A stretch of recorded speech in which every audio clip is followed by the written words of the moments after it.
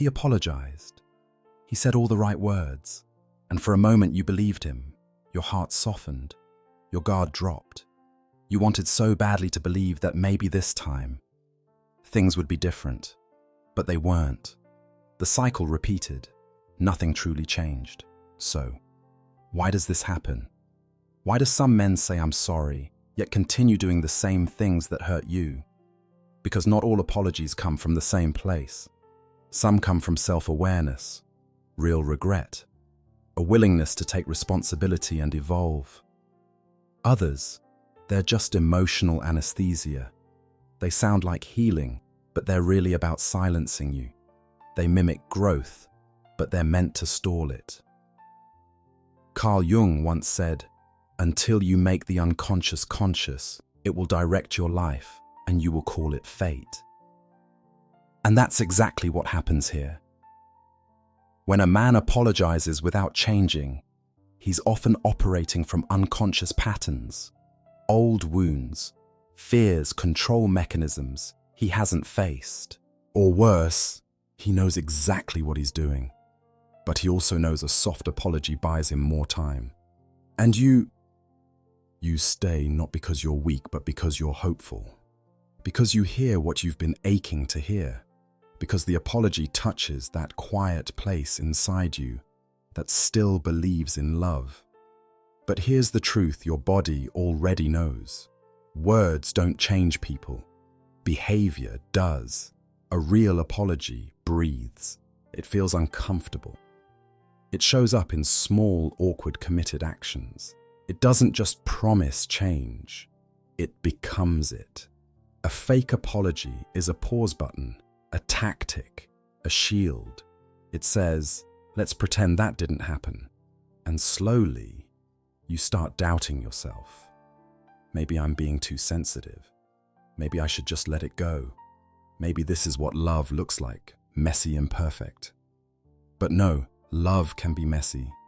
But love that repeats the same pain and hides behind apologies is not love. It's manipulation. Today you don't have to pretend anymore. You don't have to wait for him to become someone he's not choosing to become. You can trust what you feel. You can trust what you see. Because apology without action isn't healing. It's performance. And you deserve more than that. Not every apology is meant to repair. Some are meant to distract you from the truth. To freeze the moment long enough that you start questioning yourself instead of questioning him. And here's what Jung would want you to see. When someone keeps repeating harmful behavior while offering temporary remorse, they're not evolving. They're avoiding. Because true growth requires one thing. Most people aren't ready to face the shadow. Jung described the shadow as everything we repress. Our fears, our shame, our selfishness, our unhealed wounds, everything we don't want others or even ourselves to see. For many men, apologizing becomes a performance that helps them skip this step. Instead of doing the uncomfortable work of looking at their patterns, they say sorry just convincingly enough for you to lower your guard. It buys them peace, not accountability. Because let's be honest, it's easier to say, I'll do better than to actually be better. It's easier to say I was wrong than to confront the parts of themselves that keep doing wrong over and over again. And the most dangerous part, you start internalizing their avoidance. You carry the emotional labor. You do the healing for the both of you, hoping your love will be enough to pull him through. But healing doesn't happen by proxy. You can't change his shadow for him. You can only recognize when he's hiding behind it. Watch what happens after the apology. Does he sit in the discomfort with you, or does he rush to move on, pretending everything is fine?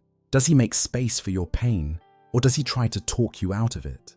Does he listen to understand, or just to defend himself? These differences matter because they show you whether the apology came from his shadow or his soul. When a man is truly remorseful, he doesn't fear discomfort, he embraces it. He welcomes the awkwardness, the accountability, the reflection. He doesn't just say, I'm sorry, he becomes someone who doesn't need to keep saying it again. That is how you know the shadow has been acknowledged, that he's not just protecting his ego, but surrendering it.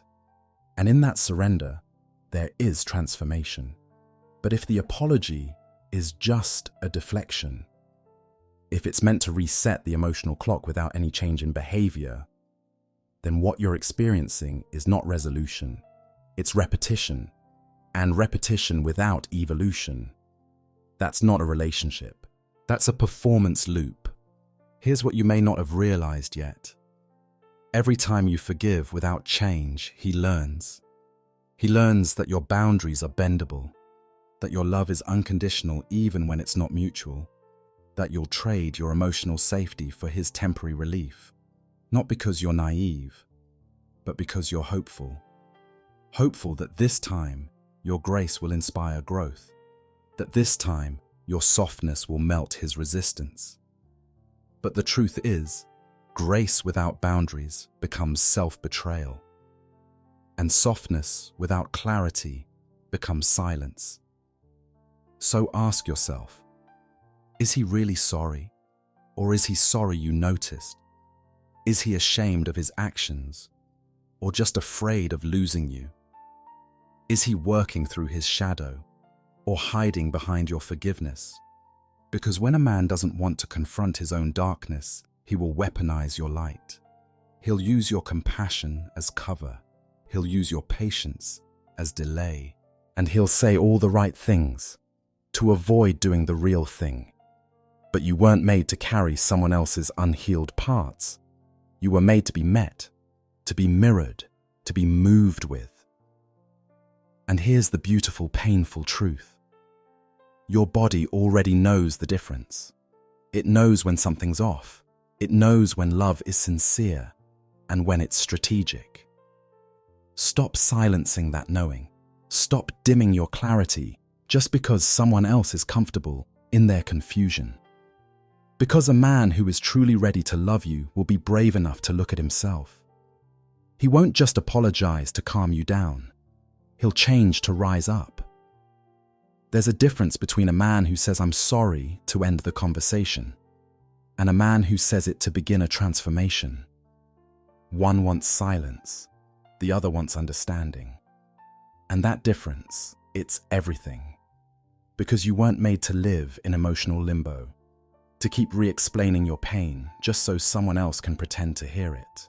You weren't meant to constantly negotiate your needs in a relationship that claims to love you, but never evolves with you. So here's what matters now. How can you tell when an apology is real? How do you know if someone is truly changing or just resetting the clock until it happens again? The answer is both simple and hard. Watch what happens next. Because a real apology doesn't erase the wound. It stays in the room with it. It holds space for your hurt. It moves slowly, patiently with presence. Real remorse doesn't rush you to forgive. It says, take your time. I understand. It says, your pain is valid, and I'm here to earn your trust, not demand it. It's not performative. It's quiet. It's consistent. And it shows up not just in big gestures, but in tiny moments. He remembers what made you cry. He catches himself before repeating the old habit. He asks, how can I do better next time, and means it. He doesn't just acknowledge your boundaries, he upholds them even when it's inconvenient. That's how you know he's not just sorry, he's aware. And that awareness, that's the seed of real change. Because when someone truly sees the impact of their behavior, they can no longer unsee it. They shift. They slow down. They stay humble. They stop explaining away the hurt and start rebuilding trust in real time. But when the apology is hollow, you'll notice something else. He gets annoyed that you're still hurt. He tells you to move on too quickly. He accuses you of holding grudges. He uses your need for healing as evidence that you're too emotional. That's not healing. That's gaslighting. And the more you accept that version of apology, the more you start apologizing for having needs in the first place. You shrink. You make yourself easier to love. You try not to be too much. And in doing so, you lose the very parts of yourself that made you worthy of deep love to begin with. But here's the truth. You don't need to be easier to love.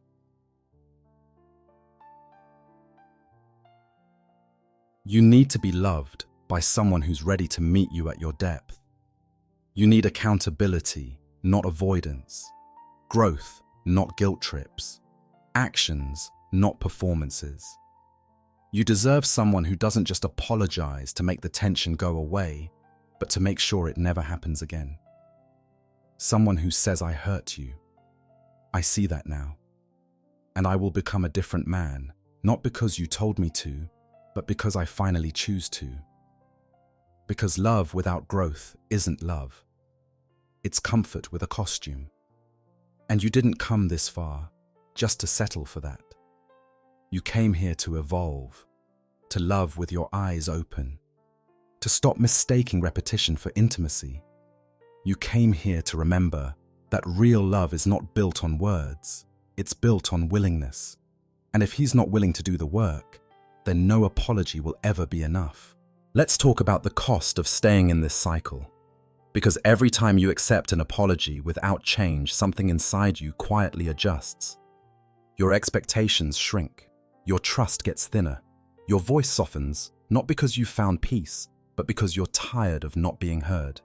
You start editing your emotions, filtering your truths, making your pain easier to swallow so he'll stick around. You tell yourself, this is just how he is. He didn't mean to. It's not worth fighting over. But here's what's really happening. You're losing yourself, not all at once, but slowly, consistently. Every time you let your own intuition take the back seat. You were not made to dim your light to keep someone else comfortable. You were not made to twist yourself into silence just to avoid conflict. You are not too much. You're not too emotional. You are not overreacting. You're responding to reality. You are noticing what doesn't add up. You are honoring your nervous system, which already knows what your heart is afraid to accept. And that fear, it's valid. Because letting go of someone, especially someone you love deeply, is a kind of grief that feels invisible. It's not just losing them, it's losing the version of the future you built around them. It's mourning the potential, the hope, the what if. But what if? What if the version of you that had to keep shrinking wasn't meant to survive? What if this ache is actually the start of your return? What if losing them is how you finally find you? Because here's the deeper truth. When you keep forgiving without change, you don't just lose respect for them, you start losing respect for yourself. And self-respect is the root of everything. It's what teaches others how to treat you. It's what tells your soul, I've got you, I'll protect you. It's what turns boundaries from lines into sacred ground. So if you've been caught in this cycle, if your heart is exhausted from hoping and hurting and holding on, let me say this clearly, you are allowed to stop. You are allowed to stop accepting apologies that don't come with effort. You are allowed to stop explaining pain to someone who refuses to understand it. You are allowed to walk away, not because you gave up, but because you finally remembered who you are. And that kind of remembering, that's how self-love begins. Not in a perfect morning routine, not in a pretty affirmation, but in the raw, quiet moment you whisper to yourself, this is not enough, and I'm allowed to want more. That moment right there is sacred. It's the beginning of your return to yourself, and it's how the cycle ends. Not when he changes, but when you decide you don't need to wait anymore. Let's go deeper into the quiet reasons why it's so hard to leave someone who keeps apologizing but never truly changes. It's not just the love. It's not just the history. It's the hope. Hope is powerful. It's what keeps you holding on even when your hands are shaking. It's what makes you replay the good moments, the soft words, the laughter, the glimpses of who he could be, and convince yourself they outweigh the patterns that keep breaking you. Because he wasn't always like this, right? There were times he held you gently, times he made you feel seen, times he felt like home. And so you stay, for the potential, for the version of him that shows up just long enough to keep the fantasy alive. That's not foolish, that's human.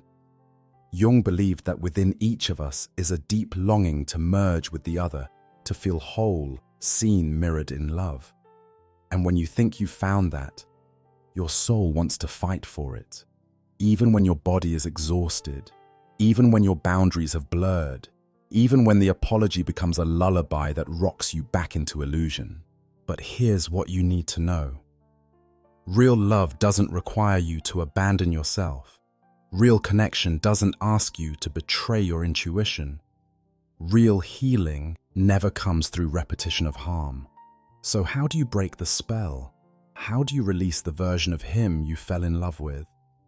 So you can finally meet the version of you that's been waiting underneath. It begins with truth. Brutal, liberating, softening truth. You can love someone and still choose to walk away. You can forgive someone and still protect your peace.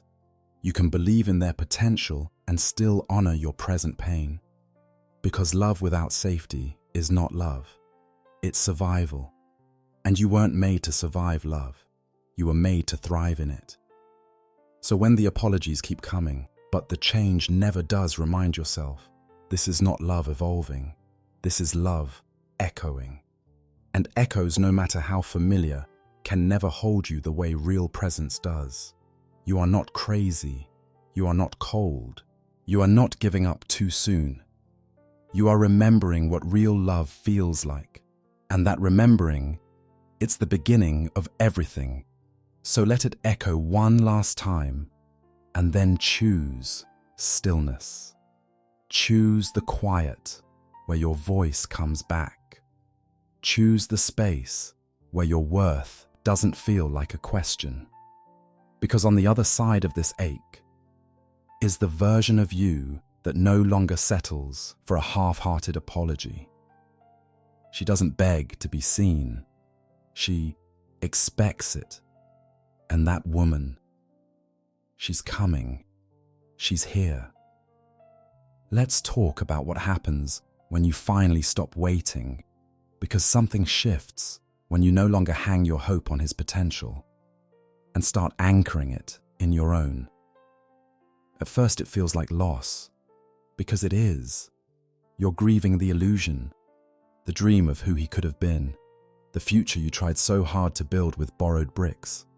But in that loss, something sacred begins. You start hearing yourself again.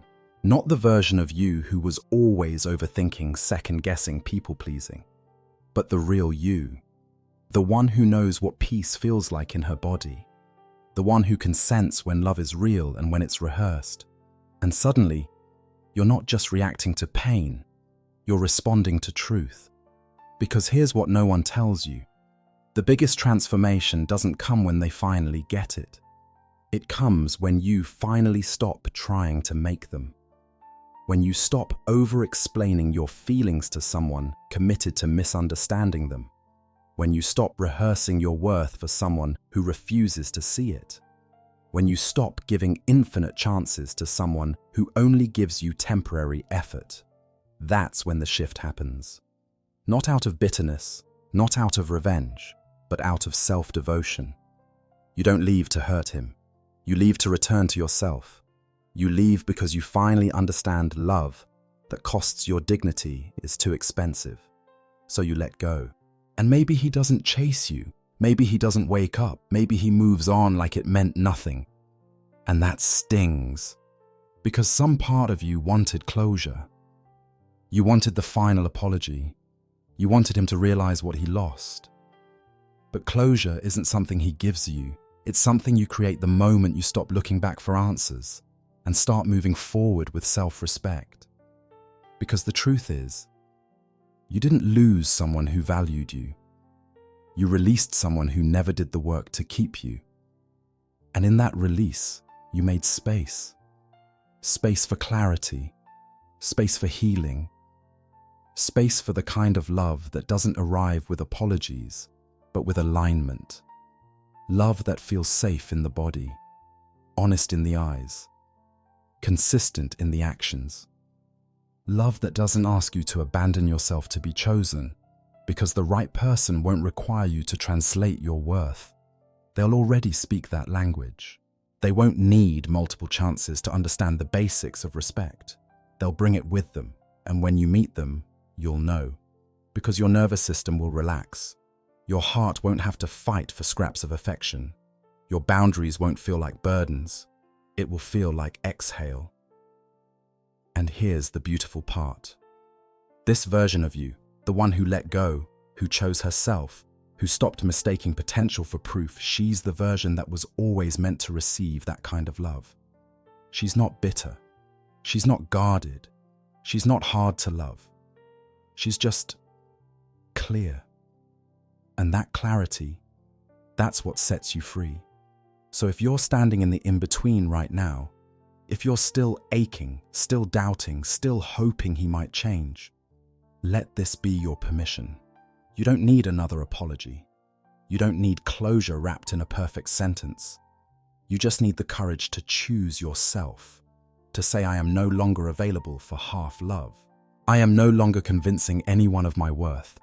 I am no longer shrinking just to be tolerated. This is your return to truth, to wholeness, to love that begins with you and expands from there. You don't need to wait anymore.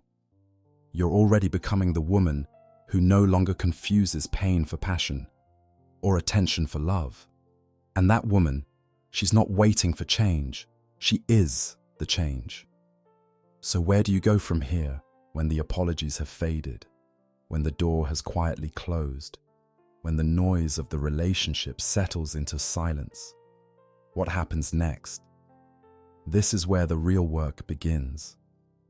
Not the work of chasing someone else's potential, but the sacred work of rebuilding your own foundation. Because once you stop waiting for him to become the man you imagined, you finally have room to become the woman you were always meant to be. And that transition, it's not just a chapter, it's a portal, a moment where your heartbreak becomes your turning point, where the parts of you that were dimmed in the name of love start glowing again, this time from the inside out. But don't expect it to feel linear. Healing rarely is.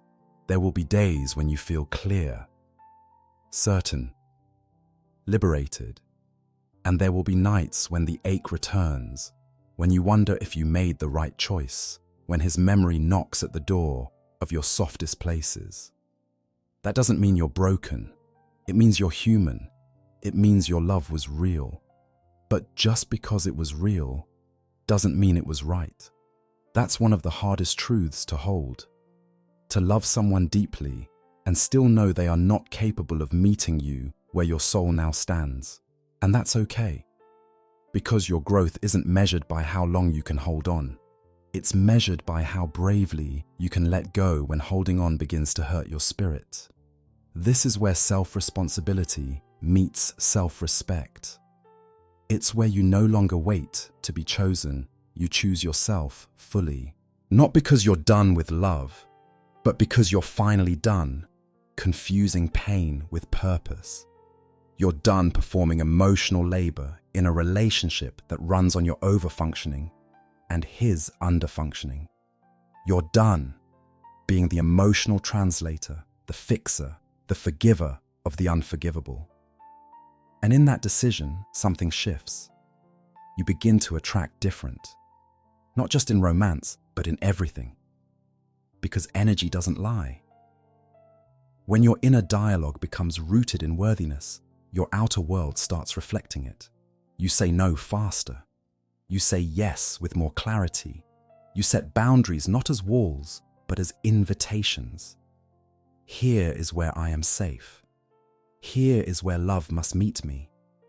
And yes, some people will leave. Not because you're too much, but because they were never meant to hold the fullness of who you are becoming. Let them, because space is sacred. And the more space you make, the more life has room to meet you with the kind of people opportunities and connections that don't drain you, but expand you. This is where your feminine power activates, not in begging, proving, or pleasing, but in being, in knowing, in walking into rooms with a quiet confidence that says, I am not here to perform, I am here to be seen. And the right man, the one who's done his own work, who's wrestled his shadow, who's not afraid of your depth, he will see you, not just for who you've been, but for who you're becoming. He won't be intimidated by your wholeness, he'll be inspired by it. Because men who are truly rooted don't need brokenness to feel useful. They don't need to dim your light to feel bright. They show up ready, respectful, present. Not because you demanded it, but because you embodied it. So if you're still in the space between endings and beginnings, keep going. You're not lost. You're being recalibrated, rebuilt, remembered. And in that process, you're becoming the kind of woman who no longer entertains almosts. You're the woman who waits for aligned. And more importantly, you're the woman who realizes she's not waiting at all. She's already home in herself. And from that place, only love that feels like home will do. So now you're here, not in the pain, not quite in the full joy, but in the middle, the sacred, messy, powerful in-between. This is the part where you rebuild, where silence isn't loneliness, it's space, where solitude isn't punishment, it's protection, where your life no longer orbits someone else's emotions, but begins to revolve around your own truth. This is where you stop asking, why didn't he change? And start asking, what within me allowed that pattern to continue? Not from blame, but from empowerment. Because healing isn't just about who hurt you, it's about who you become after you realize you've outgrown the version of yourself that tolerated less than you deserved. It's about reclaiming your voice, your energy, your standards, and most of all, your time. You start being mindful of where you invest it, because now you know energy is currency, attention is power, and love. Love is a language best spoken in action. No more decoding mixed signals, no more accepting almost love, no more staying because you're afraid of starting over. Because starting over this time doesn't feel like failure. It feels like freedom. It feels like you coming home to yourself after wandering through a relationship that made you feel like you had to prove your worth over and over again, and you're done proving. Now you choose. You choose ease over chaos, clarity over confusion, truth over illusion.